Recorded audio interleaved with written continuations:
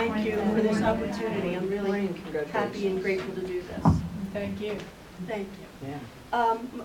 My talk is called Gratitude is a State of Being, and I thought that I would take you guys to a place that's really important to me, which is gratitude.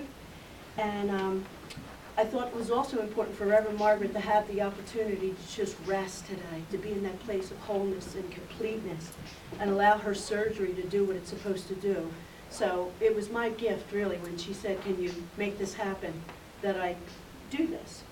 So I decided gratitude because November is the month of Thanksgiving, and we always speak about that word gratitude when we're in this time of year. And so gratitude is very near and dear to my heart, and I thought it'd be a good idea to just share with you what I know about gratitude and where it has brought me. So, David, if you don't mind, we're going to go into just a real quick little, it's not a meditation, it's just a place of being. I want to help you. So just settle into your chairs. I want to help you to get to know gratitude as I know it. And nice and soft and low so they can hear you. And I will tell you when to stop. Okay, thank you. Okay. So let's get into a nice, quiet, receptive place of gratitude. Let's take a moment to just settle into your chairs. There's nothing to do right now. Nothing to do. Nowhere to go. Settle into your chairs. Settle into your heart.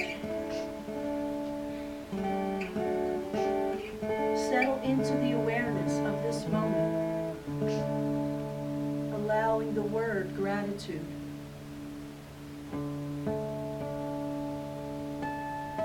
to just move through your body right here and right now.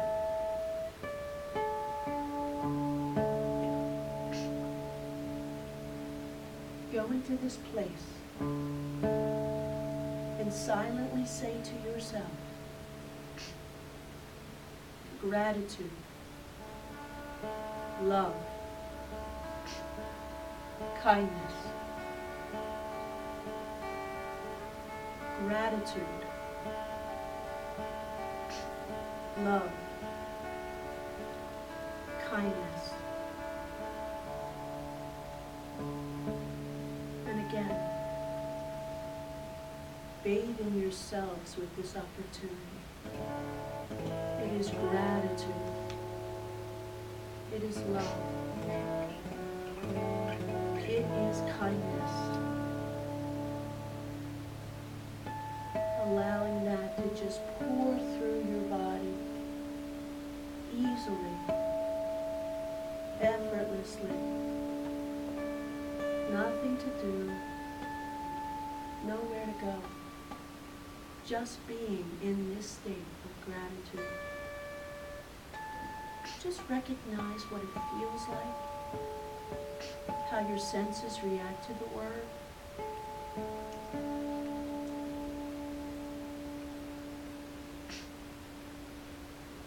Just own that word, gratitude. Just own it for a couple minutes. And when you are ready, you can softly and slowly come back to the room. Allow the spirit of gratitude to fill every cell in your body. And just be in this moment as I share some of the thoughts that I have about gratitude and what I've learned from New Thought Thinking and Science of Mind. When you're ready, you can open your eyes and just come back with me. Whatever feelings come up, it's okay. Gratitude is that state of being that can provoke enormous joy, so it's all good. And joy brings tears sometimes, so that's okay too. So the Science of Mind quotes from the Bible in the Philippians 4. It says, "We are to rejoice evermore. There is no sadness in spirit. It is happy and it is free. It knows neither depression nor confusion. and we belong to it, are it, and of it. We are to rejoice forevermore. It goes on to say, this is in the Science of Mind book, by the way, it's quoting the Bible. It goes on to say, pray without ceasing. This means to be on the affirmative side of life. To pray without ceasing is to doubt never, but to always trust in the law of good. This inner communion is essential to the soul nature of the mind. It is a constant recognition of our relationship to that presence in which we live, we move, and we have our being. There are 8 positive emotions that constitute what is meant by spirituality. These are love, awe, trust, compassion, forgiveness, joy, hope, and last but not least, it's gratitude. Spirituality is not about ideas or sacred texts and theology. Spirituality is all about emotion and social connection. And in that process of social connection is where gratitude fits so beautifully. So in my spiritual journey, gratitude has opened my eyes and changed my thinking from fear, doubt, and lack. And instead, every day I set my intention to that conscious awareness that there is this power for good in the universe. It's available to me, and it's available to you, and it responds to our thinking. When I am in this sacred place of gratitude, my heart is softer, my eyes see love, my joy is profound. It can turn winter into summer for me. That's how profound it is. For the nature of the universe is to give. The nature of the universe is always giving. But through the law of attraction, it only gives us as much as we're willing to receive. So the saying, it is done unto us as we believe, is a really profound and powerful statement in that context when you think of it. The universe will give you whatever you're willing to receive, but you have to believe that you're worthy to receive. And it starts from that place of gratitude. So in everything you do, give thanks. An attitude of gratitude supports the philosophy that we are now in heaven. We are in heaven. Gratitude is one of the chief graces of human existence, and it is crowned in the universe with the consciousness of unity. That's what gratitude is, the unity of all of us. Take a moment right now. Just take a moment. Reflect on all that you have to be grateful for in your life. You got up this morning, you were able to get here. You're breathing right now. You're in this high vibration, this beautiful community that is all good, all love, all the time. There's nothing when you walk through these doors but love here for you and gratitude. Just in this moment, notice what your inner dialogue is saying. Are you optimistic or are you pessimistic? Are you in fear or are you in judgment? In this moment, can you coax yourself to come to the place of gratitude? Can you respond to the word gratitude rather than react to it? When we're reacting to it, we come from victim consciousness where we're saying, well, what about, and what about, but, forget that. Forget it all. Respond to the word gratitude that comes from the heart and comes out to you. Listen to the wisdom in your heart. Remember, you hold the consciousness and the law responds. Right here and now, experience a deeper meaning of gratitude. You can do this. Say to yourself, just to yourself right now, I am grateful. I am grateful. Deepak Chopra writes that gratitude opens the door to the power, the wisdom, the creativity of the universe.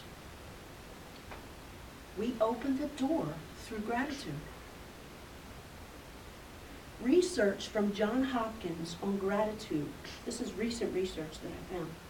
It states that spending just a few minutes a day to remember that you are grateful reduces anxiety and depression, lessens stress-related physical symptoms, improves your immune function, and it encourages optimistic thinking.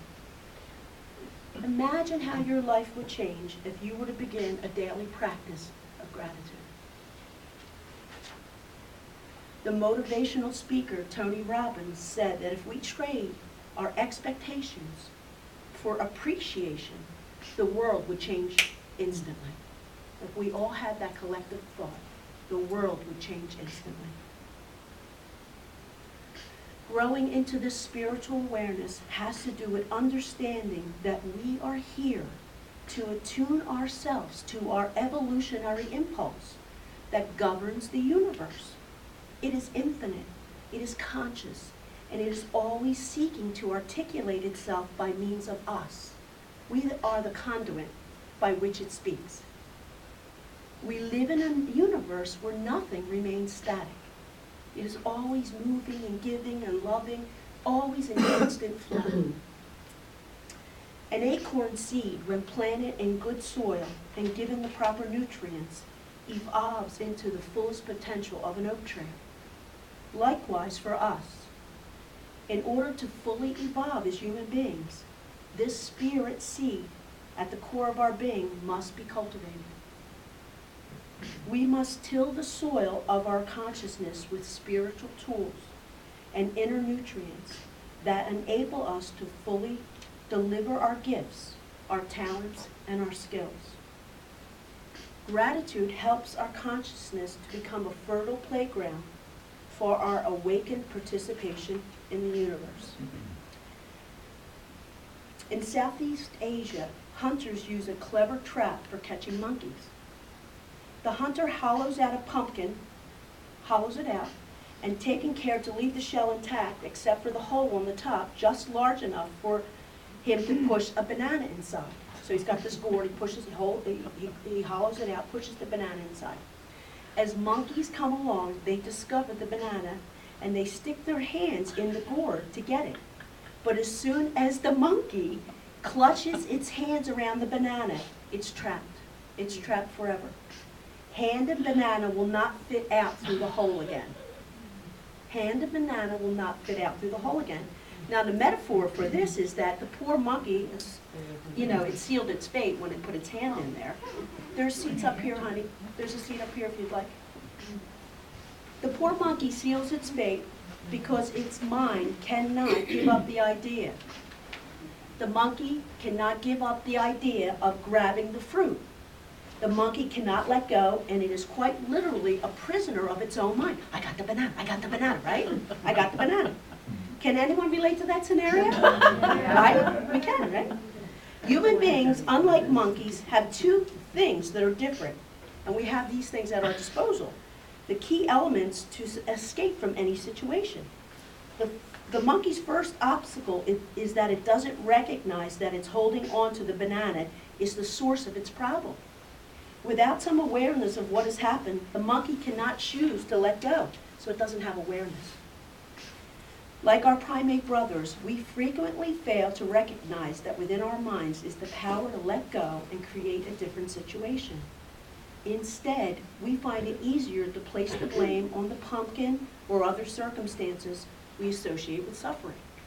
So that was just a little analogy to show you how we hold on to things, but we have the will and the know-how to get our hands out of the gourd, unlike the monkey. The Buddha, Jesus, Krishna, and many other enlightened beings are examples of those who understood gratitude. Each of their lives provide a map leading to the same destination, whether it's self-realization, enlightenment, or nirvana. Gratitude is awaiting our conscious activation, living up to our fullest potential. As we spiritually mature, we start allowing gratitude to direct our thinking, and we align with the laws that govern these aspects of our humanity. When our energies are no longer focused on feeding ourselves, clothing ourselves, housing ourselves, asking what, when, why, but, when we're not there anymore, when we've gone to the next level, we then become free to be in this intimate relationship with gratitude. And it really is the true nature of our oneness with the divine. Real wisdom means thinking less about I, me, and mine, and more about how we are interconnected in this great web of life. And in that process is gratitude. It means recognizing gratitude and happiness within us, independent of our external circumstances, independent of that. The key is to wake up knowing, oh my God, the allness, the love, the gratitude in my heart. Yeah, I had a flat. Yeah, I lost my job. But I am grateful because the law is good and more good comes from that. If you really think about it, the only authentic control we have in our lives is our attitude towards our lives. That's the only thing we really have, is our attitude towards our lives. It has been said that if the only prayer you say in your whole life is thank you, that would suffice. It would be enough. I've been learning from religious science for the last 7 years that life is not so much about when you die. It's how you live. It's really about how you show up as God. That's what life is about. For me, this is for me. This is what I recognize in my journey. Every day is important to me, and I want to show up with that message. Love, gratitude, peace, mercy, kindness. How we live is the only real control we have. But for me, I choose gratitude. In closing, if our purpose is just being the eyes, the ears, the heart, and the soul of a reality so vast that it needs us to show up in gratitude, so be it. And be with it. Be with it. Love what you have. Love where you are. Love who you are. Celebrate your life in gratitude. And before, I'm going to make a fool of myself. I don't want you to... Never. Yeah, I will. It's okay. I'm going to sing. I sang for you guys before. And now I'm not going to sing again. So there's no chance. I went to this women's retreat a couple months ago, and this woman was so gracious. And she talks about just chanting to yourself. And it's a song that you play, the offertory song. But if you walked around the house all day saying, and don't listen to my voice, just listen to the chants. This isn't about singing good. I'm taking it, I'm just teaching you this. I am so blessed. I am so blessed. I am so grateful for all that I am. I am so blessed. I am so blessed. I am so grateful. I am so blessed. Thank you. So it is.